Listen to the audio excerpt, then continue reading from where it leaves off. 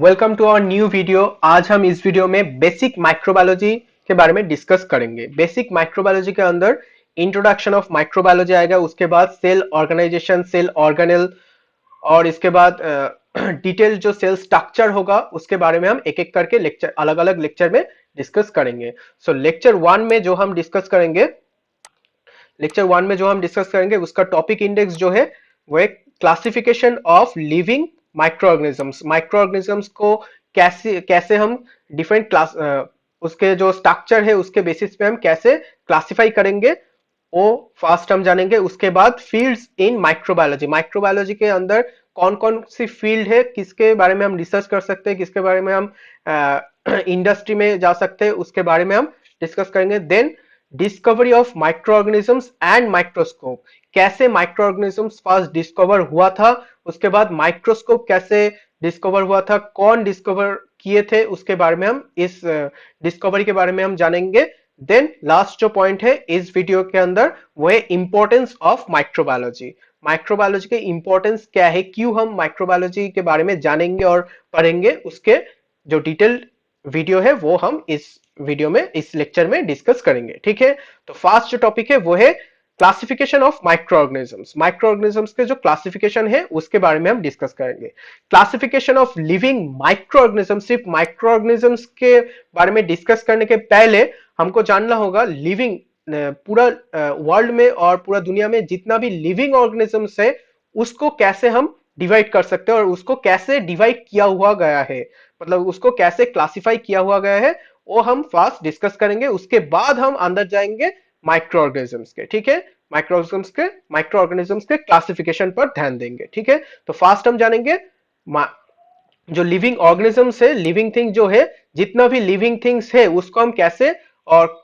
कैसे क्लासिफाई करेंगे। उसको फाइव किंगडम में क्लासिफाई किया गया है। वाइटेकर नाम के जो एक साइंटिस्ट थे, उसने इन पूरा जो लिविंग वर्ल्ड है, लिविंग ऑर्गेनिजम्स है, उसको 5 किंगडम में क्लासिफाई किए हैं, जो है मोनेरा और प्रोकैरियोट्स, नेक्स्ट है प्रोटिस्टा, उसके बाद है Fungi, then Plantae and then Animalia. इन पांचों ग्रुपों में और पांचों किंगडम में वाइटेकर ने ऑल लिविंग ऑर्गेनिजम्स को डिवाइड और क्लासिफाई किए हैं।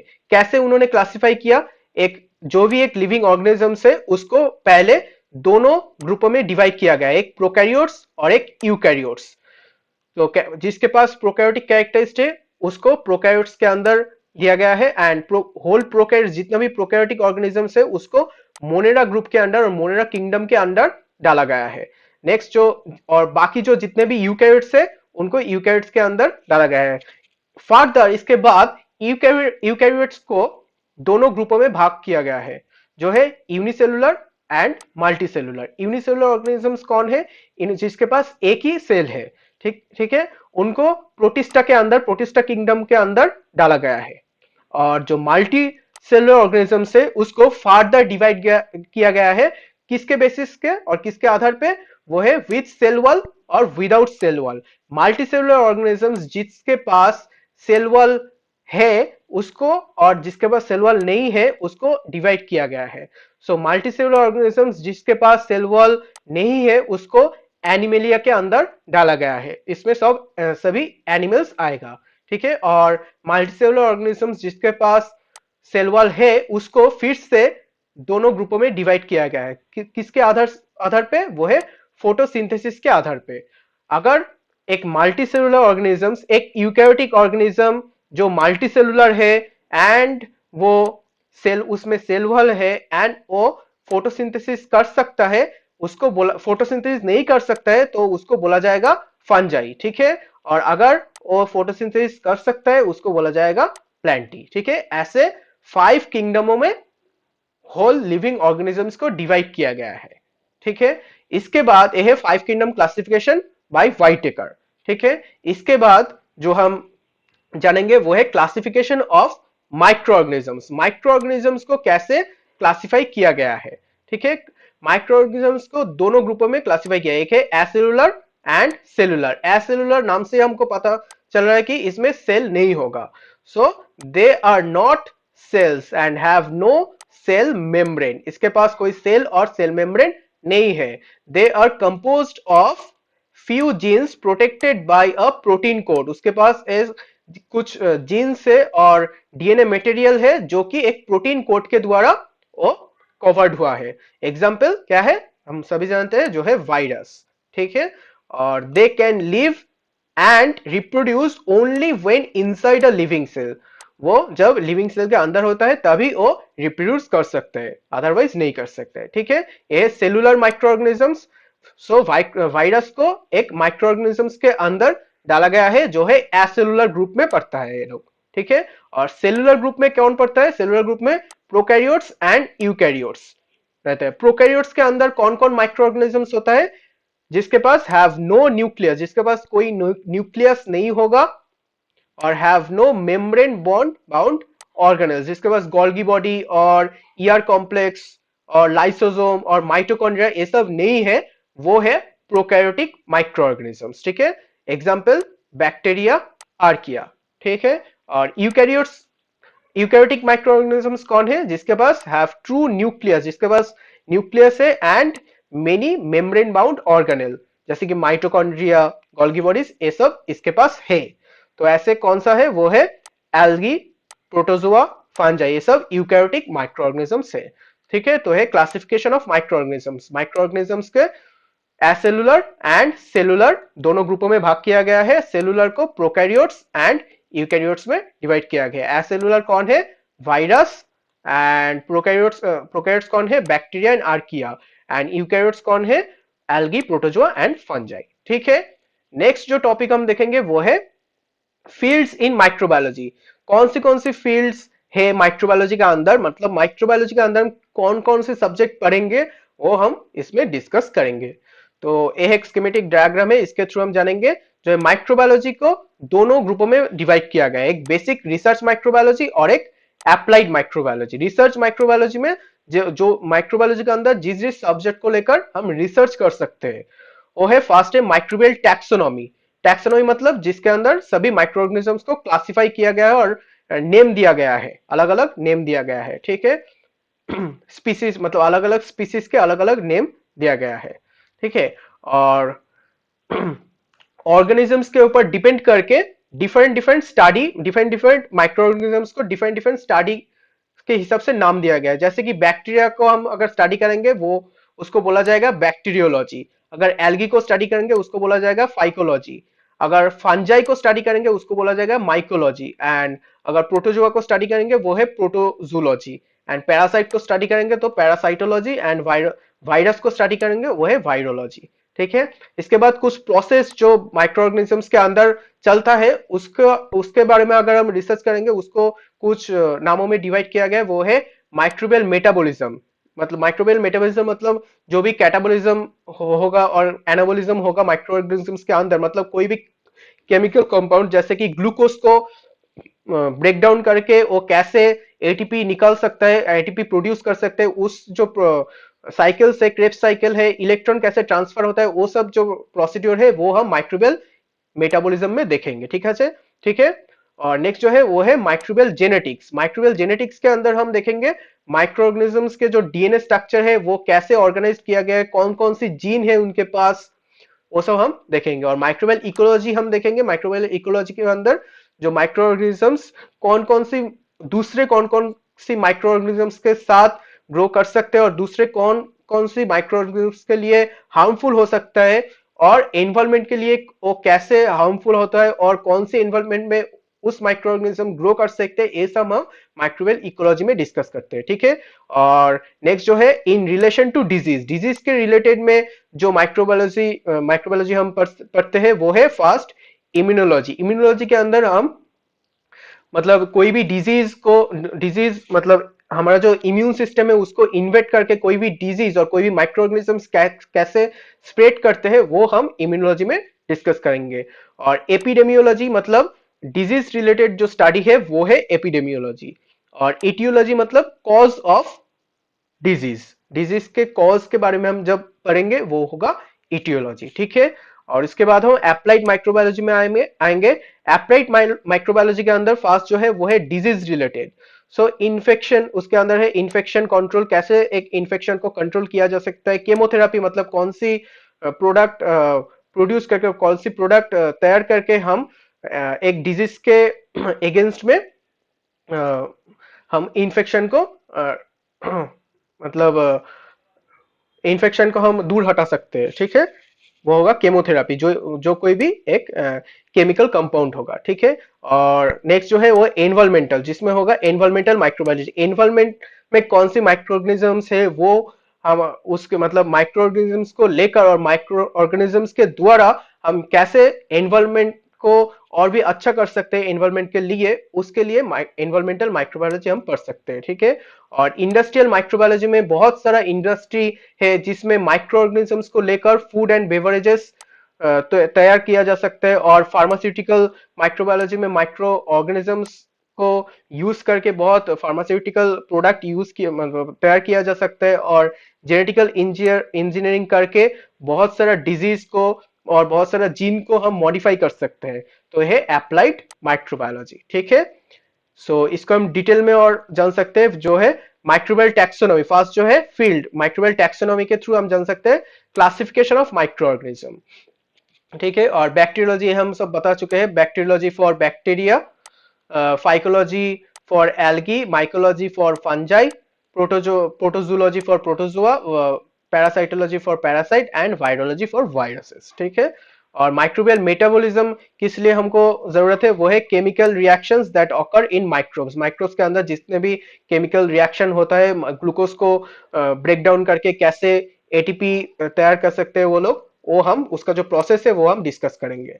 नेक्स्ट जो है माइक्रोबियल जेनेटिक्स, उसमें क्या देखा जा सकता है, वो है transmission and action of genetic information in micro organisms. मतलब माइक्रो ऑर्गेनिजम्स के अंदर जेनेटिक इंफॉर्मेशन और डीएनए सीक्वेंस जो है वो कैसे है, कौन कौन सी जीन है, वो सब हम स्टडी कर सकते हैं।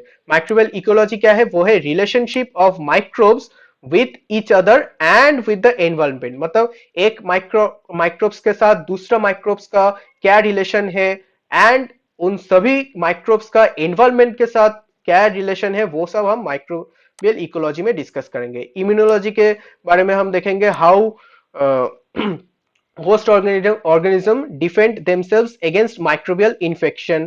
एंड एपिडेमियोलॉजी के थ्रू हम जानेंगे frequency and distribution of disease, disease कैसे फ्रीक्वेंट होते हैं, कौन कौन सी जगह में डिजीज एक डिजीज डिस्ट्रीब्यूट होता है, वो हम देखेंगे। जैसे कि एक डिजीज एक ही एरिया में हो सकता है, और एक ही पूरा कंट्री में वो डिजीज अवेलेबल है, और पूरा वर्ल्ड में वो डिजीज हुआ है। ऐसे हम एपिडेमियोलॉजी के थ्रू डिजीज को जान सकते हैं। और इटियोलॉजी के थ्रू कॉज, उसके बारे में कॉज ऑफ डिजीज, डिजीज के जो कॉज है उसके बारे में हम स्टडी कर सकते हैं। इन्फेक्शन कंट्रोल, मतलब how to control the spread of nosocomial और हॉस्पिटल एक्वायर्ड इन्फेक्शन। हॉस्पिटल के थ्रू और हमारा जो नोज है, नोज के थ्रू जो भी हम डिजीज हमारा होता है उसके बारे में हम जानेंगे इन्फेक्शन कंट्रोल के थ्रू, ठीक है।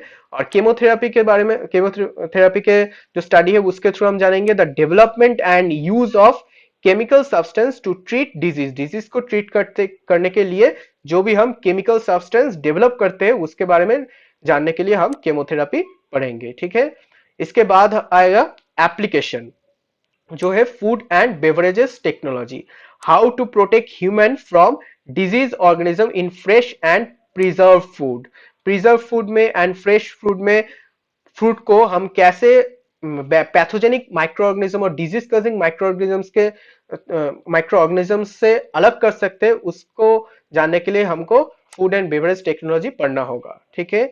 एनवायरमेंटल माइक्रोबायोलॉजी में how to maintain safe drinking water, dispose how to dispose waste material and control of environmental pollution. So इसके जानने के लिए हम एनवायरमेंटल माइक्रोबायोलॉजी पढ़ेंगे। इंडस्ट्रियल माइक्रोबायोलॉजी में how to apply knowledge of microorganisms to the manufacture of fermented foods and other products of microorganism। मतलब fermented food produce करने के लिए और डिफरेंट टाइप ऑफ फूड, जैसे कि दही, और जैसे कि बेक्ड प्रोडक्ट, ये सब प्रोडक्ट तैयार करने के लिए जो भी माइक्रो ऑर्गेनिजम्स यूज होता है उसके बारे में हम जानने के लिए इंडस्ट्रियल माइक्रोबायोलॉजी पढ़ना होगा। और फार्मास्यूटिकल माइक्रोबायोलॉजी में how to manufacture antibiotics, vaccine and other health products, इसमें हम जानेंगे। और जेनेटिक इंजीनियरिंग में हम जानेंगे how to use microorganisms to synthesize product useful to human. Human के लिए कौन सी प्रोडक्ट अच्छा होगा उसको बारे में जानने के लिए हम जेनेटिक इंजीनियरिंग पढ़ेंगे। और ह्यूमन के लिए अगर कोई डिजीज के लिए एक जीन रिस्पॉन्सिबल है तो उस जीन को एडिट करके दूसरा कोई जीन देना, ये सब जेनेटिक मॉडिफिकेशन करना, ये सब जेनेटिक इंजीनियरिंग के अंदर आएगा। ठीक है, ये सब है फील्ड ऑफ माइक्रोबायोलॉजी। ठीक है, सो नेक्स्ट जो देखेंगे वो है distribution of micro organism in on earth. So micro organisms के जो डिस्ट्रीब्यूशन है वो कौन सी एरिया में कितना परसेंट है वो हम देखेंगे। मेरीन सबसरफेस में जो है वो है 66%। सबसे ज्यादा माइक्रो ऑर्गेनिजम्स पाया जाता है पानी में, जो है मेरीन सरफेस में। मेरीन सरफेस में सबसे ज्यादा माइक्रो ऑर्गेनिजम्स को देखा जा सकता है। ठीक है, और टेरेस्ट्रियल सरफेस और लैंड में जो भी माइक्रो ऑर्गेनिज्म देखा है वो है 26%। जो माइक्रो ऑर्गेनिजम्स है वो हम लैंड में देख सकते हैं। और सरफेस सॉइल में हम जितने भी माइक्रो ऑर्गेनिजम्स देखते हैं वो है 4.8%, और ओशियन में 2.2%। ठीक है, यही है डिस्ट्रीब्यूशन ऑफ माइक्रो ऑर्गेनिजम्स। सो इसके बाद हम डिस्कस करेंगे discovery of microorganisms and microscope. So microscope कौन डिस्कवर किए थे एंड माइक्रो ऑर्गेनिजम्स कौन आविष्कार किया था और डिस्कवर किया था, उसके बारे में हम इसमें डिस्कस करेंगे। सो पहले माइक्रो ऑर्गेनिजम्स को डिस्कवर के पहले हम जानेंगे कैसे सेल डिस्कवर हुआ था। तो वही हम फर्स्ट जानेंगे। जो साइंटिस्ट थे वो है Robert Hooke. Robert Hooke first propose किए थे द सेल थ्योरी, एंड उन्होंने ऑब्जर्व किया कॉर्क सेल को उन्होंने ऑब्जर्व किया विथ क्रूड माइक्रोस्कोप, एंड उन्होंने बताया कि all living things are composed of cells. So एक जितना भी लिविंग सेल है वो सेल के द्वारा तैयार होते हैं। और ये जो टर्म सेल है ये उन्होंने फर्स्ट कॉइन किया था, उन्होंने फर्स्ट बोला था सेल के बारे में। ठीक है, उन्होंने एक माइक्रोग्राफिया नाम के एक बुक पब्लिश किए थे जिसमें उनमें उन्होंने ड्राइंग किया था कुछ मोल्ड्स के, जो पिक्चर उन्होंने ड्रॉ किया था जो उन्होंने कॉर्क सेल के अंदर उन्होंने देखा था। ठीक है, सो यही था रॉबर्ट हुक का फर्स्ट डिस्कवरी अबाउट सेल्स। इसके बाद हम जानेंगे, सो यही था वो माइक्रोस्कोप जिसके थ्रू रॉबर्ट हुक ने फर्स्ट मोल्ड स्ट्रक्चर को ऑब्जर्व किए थे। यही था वो मोल्ड स्ट्रक्चर जो उन्होंने ऑब्जर्व किया था। ठीक है, so the cork cells Hooke saw were actually the remains of dead plant cells. So Robert Hooke ने जितना भी कॉर्क सेल के अंदर जो भी सेल देखे थे वो था डेड प्लांट सेल। उन्होंने प्लांट सेल को उन्होंने देखा था। सो उसके बाद लिवेनहॉक जब आए थे उन्होंने the first man who observe live cell. So Leeuwenhoek की ऐसे साइंटिस्ट थे जिन्होंने फर्स्ट लाइव सेल को उन्होंने ऑब्जर्व किया था। ठीक है, सो इसके बाद लिवेनहॉक अपना जो माइक्रोस्कोप उन्होंने तैयार किए थे उसके थ्रू उन्होंने first sperm cell, bacteria, red blood cell वो उन्होंने फर्स्ट ऑब्जर्व किया। एंड उनका जो ऑब्जर्वेशन था उसके थ्रू ही हम फर्स्ट बैक्टीरियोलॉजी एंड माइक्रोबायोलॉजी के जर्नी स्टार्ट हुआ था उनके ऑब्जर्वेशन के थ्रू ही। इसलिए लिवेनहॉक को और एंटोनी वैन लिवेनहॉक को बोला जाता है कि वही फादर ऑफ माइक्रोबायोलॉजी है। ठीक है, क्योंकि उन्होंने फर्स्ट माइक्रोस्कोप डिस्कवर किए थे, उसके थ्रू उन्होंने लाइव सेल जो कि sperm cell, bacteria and RBC उन्होंने देखा था। ठीक है, एंड यही था उनका माइक्रोस्कोप, जहां पे इस पर लेंस होता था, इस पर लेंस उन्होंने डाले थे। और ये जो जगह है इस टॉप पर स्पेसिमेन को रखा जाता था, और ये जो स्क्रू है इसको घुमा के उन्होंने एडजस्टमेंट करते थे। ठीक है, तो ऐसे ही उन्होंने एक सिंपल माइक्रोस्कोप तैयार किए थे जिसके थ्रू उन्होंने फर्स्ट बैक्टीरिया को देखा था। ठीक है, और उसका जो पिक्चर है उन्होंने ड्रॉ किया। ठीक है, ऐसे, और इसको रॉयल सोसाइटी में पब्लिश किया। सो यहाँ पे हम देख सकते हैं माइक्रोस्कोप को उन्होंने फास्ट डिस्कवर किया। सो फास्ट जो सेल डेड प्लांट सेल देखा था वो था रॉबर्ट हुक, एंड उन्होंने मोल्ड सेल को भी ड्रॉ करके माइक्रोग्राफिया में उन्होंने दिखाया था, वो था रॉबर्ट हुक ने किया ये सब। ठीक है, उसके बाद लिवेनहॉक ने फास्ट माइक्रोस्कोप को डिस्कवर करके उन्होंने फास्ट दिखाया कि एक लिविंग सेल को दिखाया, एंड उस जो बैक्टीरियल सेल है उन बैक्टीरियल सेल को उन्होंने एनिमल्क्यूल्स नाम दिया था। एनिमल्क्यूल्स नाम से उन्होंने बैक्टीरियल सेल को नाम दिया, एंड ये जो उनका जो स्टडी है ये उन्होंने रॉयल सोसाइटी में उन्होंने पब्लिश किया। ठीक है, सो यही था माइक्रोस्कोप का डिस्कवरी। ठीक है, सो माइक्रोस्कोप को फर्स्ट डिस्कवर किए थे Leeuwenhoek, Antony one Leeuwenhoek, and उन्होंने माइक्रो ऑर्गेनिजम्स को, लिविंग माइक्रो ऑर्गेनिजम्स को दिखाया था, इसलिए उनको फादर ऑफ माइक्रोबायोलॉजी बोला जाता है। तो इसके बाद हम डिस्कस करेंगे इंपॉर्टेंस ऑफ माइक्रोबायोलॉजी। माइक्रोबायोलॉजी हम क्यों पढ़ेंगे, क्यों माइक्रो ऑर्गेनिजम्स हमको हमारे लिए बहुत वाइटल है, ये सब हम इन इसके इंपॉर्टेंस हम जानेंगे। ठीक है, तो फर्स्ट जो है वो है microorganisms in modern agriculture. Agriculture में माइक्रोऑर्गेनिजम्स कैसे हमारे हेल्प करते हैं वो हम फर्स्ट डिस्कस करेंगे। तो एक सोयाबीन प्लांट है, इस सोयाबीन प्लांट के जो रूट्स है, इस रूट्स में कुछ नोड्यूल्स फॉर्म होता है, ऐसे करके कुछ नोड्यूल्स फॉर्म होता है जो ऐसे दिखता है, ऐसे रूट नोड्यूल्स दिखता है। इस रूट नोड्यूल्स पर कुछ माइक्रो ऑर्गेनिजम्स ग्रो करते हैं, जिस माइक्रो ऑर्गेनिजम्स ने जो एनवायरमेंट का जो नाइट्रोजन है, नाइट्रोजन को एब्जॉर्ब करके एमोनिया में ट्रांसफर करते हैं, एंड दिस एमोनिया फिर से नाइट्रेट और नाइट्राइट में कन्वर्ट होके इस जो प्लांट है ये इन नाइट्रोजनस कंपाउंड को एज अ न्यूट्रिएंट यूज कर सकते हैं। ठीक है, तो नाइट्रोजन सोर्स के हिसाब से ये माइक्रो ऑर्गेनिजम्स हेल्प करता है इस प्लांट को। तो यही है मॉडर्न एग्रीकल्चर में माइक्रो ऑर्गेनिजम्स का कंट्रीब्यूशन। ठीक है, वो लोग रूट नोड्यूल्स पे ग्रो करते हैं, नाइट्रोजन को एब्जॉर्ब करते हैं, एंड उसी नाइट्रोजन को नाइट्रोजनस कंपाउंड को यूज करता है ए प्लांट। ठीक है, तो ऐसे माइक्रो ऑर्गेनिजम्स हेल्प करते हैं। एंड इसके बाद जो हेल्प करने के बारे में हम डिस्कस करेंगे वो है रूमिनेंट एनिमल, मतलब जो कि काऊ है और ऐसे जो एनिमल्स है, इन ये जो एनिमल्स है ये क्या खाते हैं, वो ग्रास खाता है। सो एक ग्रास क्या मतलब कैसे तैयार होता है, मतलब ग्रास के जो अंदर जो होता है वो है सेलुलोज, सेलुलोज से तैयार होते हैं। ठीक है, इस सेलुलोज को जो माइक्रो ऑर्गेनिजम्स, इसके ये जो रूमिनेंट एनिमल्स है इसके अंदर बहुत सारा एनिमल्स होते हैं, इसमें जो गट्स है इसमें बहुत एनिमल्स होते हैं। तो जब एक ग्रास एक काउ खाते हैं उसके बाद इसका जो सेलुलोज है ये जाके इस गट्स में जो माइक्रो ऑर्गेनिजम्स होते हैं, माइक्रो ऑर्गेनिजम्स होता है वो इस सेलुलोज को कन्वर्ट करते हैं ग्लूकोज में।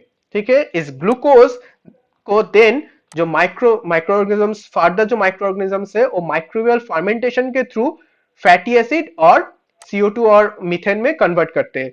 CO2 और मीथेन जो है वो है वेस्ट प्रोडक्ट के हिसाब से निकल जाते हैं, और फैटी एसिड जो होते हैं वो न्यूट्रिएंट्स फॉर एनिमल, और इस एनिमल के न्यूट्रिएंट के हिसाब से लगता है। ठीक है, न्यूट्रिएंट्स के लिए जरूरी है, न्यूट्रिशन के लिए। ठीक है, तो ऐसे माइक्रो ऑर्गेनिजम्स सभी जो रूमिनेंट एनिमल है उसके गट में रह के इनको न्यूट्रिशन देने के लिए हेल्प करते हैं। ठीक है, सो नेक्स्ट जो कंट्रीब्यूशन हम देखेंगे माइक्रो ऑर्गेनिजम्स के वो है ह्यूमन के जो गैस्ट्रोइंटेस्टाइनल ट्रैक्ट है, जो large intestine and small intestine है, इसके अंदर बहुत सारा माइक्रो ऑर्गेनिजम्स होता है जो कि हमारा जो डाइजेशन के लिए हेल्प करते हैं। अब अगर हम कोई वेजिटेबल खाते हैं तो उसको डाइजेस्ट करने के लिए जो भी यहाँ पे जो माइक्रो ऑर्गेनिजम्स प्रेजेंट है, कोलोन में जितना भी माइक्रो ऑर्गेनिजम्स प्रेजेंट है, वो लोग क्या करते हैं, वो लोग उसी वेजिटेबल्स को डिग्रेड करते हैं, डिग्रेड करके जो न्यूट्रिशनल वैल्यू है, जो न्यूट्रिशन है वो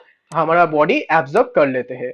तो इसमें माइक्रो मतलब न्यूट्रिशन एब्जॉर्ब के लिए माइक्रो ऑर्गेनिजम्स का बहुत बड़ा हाथ है। ठीक है, नेक्स्ट जो है वो है माइक्रो ऑर्गेनिजम्स को हम फर्मेंटेड फूड्स प्रोड्यूस करने के लिए हम यूज करते हैं। सो ग्लूकोज जो भी है, ग्लूकोज को हम अगर माइक्रो ऑर्गेनिजम्स देंगे उसके साथ, तो माइक्रो ऑर्गेनिजम्स ग्लूकोज को डिग्रेड करके लैक्टिक एसिड बना सकते हैं, इस लैक्टिक एसिड को हम कोई भी मतलब मिल्क प्रोडक्ट यूज करने के लिए यूज कर सकते हैं, ठीक है।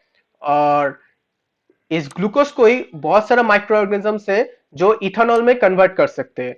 सो इस इथेनॉल के थ्रू हम जो अल्कोहलिक बेवरेज है वो हम प्रोड्यूस कर सकते हैं। So micro organism milk related product जो है वो तैयार करने के लिए और प्रोड्यूस करने के लिए हेल्प करते हैं, और इथेनॉलिक जो बेवरेज है उसको प्रोड्यूस करने के लिए हेल्प करते हैं, और बेक्ड जो प्रोडक्ट है उसको तैयार करने के लिए हेल्प करते हैं, और ऐसे एसिटिक एसिड के थ्रू जो भी हम पिकल्स खाते हैं उसके लिए भी हेल्प करते हैं माइक्रो ऑर्गेनिजम्स, ठीक है। तो इसका बहुत सारा कंट्रीब्यूशन है, फार्मेंटेड फूड तैयार करने के लिए माइक्रो ऑर्गेनिजम्स का बहुत बड़ा हाथ है, ठीक है। नेक्स्ट जो है वो है इथेनॉल एज बायोफ्यूल। तो इंडस्ट्री में क्या किया जाता है कि जो भी कॉर्न स्टार्च है, ये जो कॉर्न स्टार्च है और इसके जो सेलुलोज है, इसको लेके हम ग्लूकोज में कन्वर्ट करते हैं थ्रू माइक्रो ऑर्गेनिज्म इस सेलुलोज एंड कॉर्नस्टार्च को सिंपल ग्लूकोज और सिंपल कार्बोहाइड्रेट में कन्वर्ट करते हैं, जो है ग्लूकोज में कन्वर्ट करने के बाद दूसरा बहुत सारा माइक्रो ऑर्गेनिज्म है जो इन ग्लूकोज को फिर से इथेनॉल में कन्वर्ट करते हैं थ्रू फार्मेंटेशन। इस इथेनॉल को एज अ बायोफ्यूल और डिफरेंट डिफरेंट प्रोडक्ट्स में इंडस्ट्री में यूज किया जाता है, और इंडस्ट्री में प्रोड्यूस करके उसको डिफरेंट डिफरेंट प्रोडक्ट तैयार किया जा सकता है, ठीक है। तो यही है इंडस्ट्री में माइक्रो ऑर्गेनिजम्स का इंपॉर्टेंस, ठीक है। तो यही था पूरा first lecture on microbiology. Next video में हम देखेंगे बैक्टीरियल सेल स्ट्रक्चर कैसा है, बैक्टीरियल सेल स्ट्रक्चर के अंदर कौन कौन पार्ट होता है, बैक्टीरियल सेल ऑर्गेनल्स क्या है, वो हम डिटेल में डिस्कस करेंगे नेक्स्ट वीडियो में, ठीक है। So thank you for watching this video.